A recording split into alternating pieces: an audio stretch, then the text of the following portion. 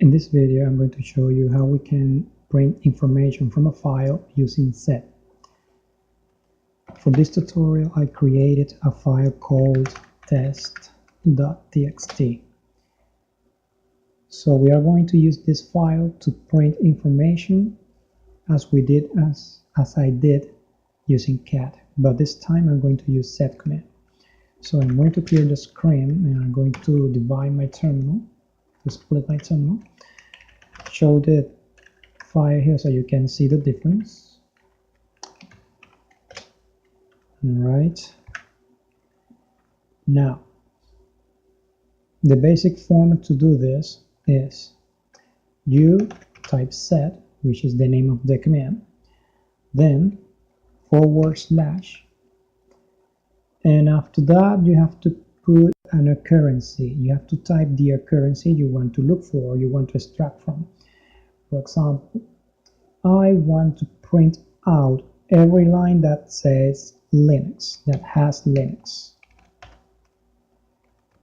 So once I typed the occurrency, I close the / and then put a P, type P.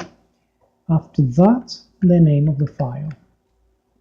Then press enter, and as you can see, set prints all the information of the original file, but it duplicates the lines that has Linux on it. This line is duplicated. This line is also duplicated because it has Linux on it, and also this one. So in case that we don't want to see duplicate lines, we can type the same command, but we can pass the end option to the command, so we can print only the lines we need. So if I press enter to this, I get all the lines that have Linux on them. Now another way to print information from a file is, well, let me clear the screen again.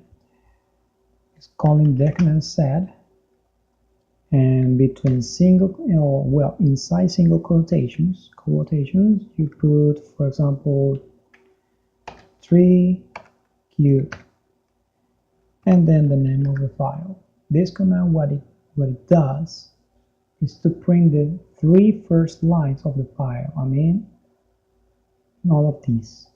Okay, so let's see, and there it is. Only the 3 first lines of the file will be printed thanks to this option here. Now another way to print information is this way.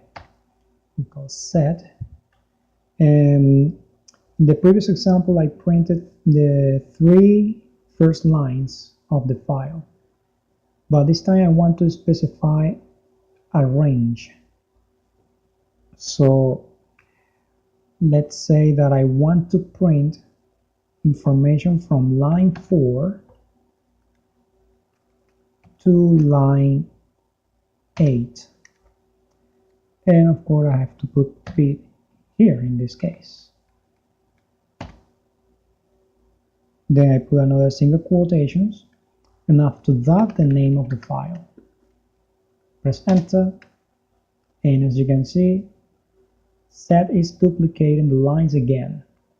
So in order to avoid this, what I have to do is to pass the option N again and press enter, and there you are.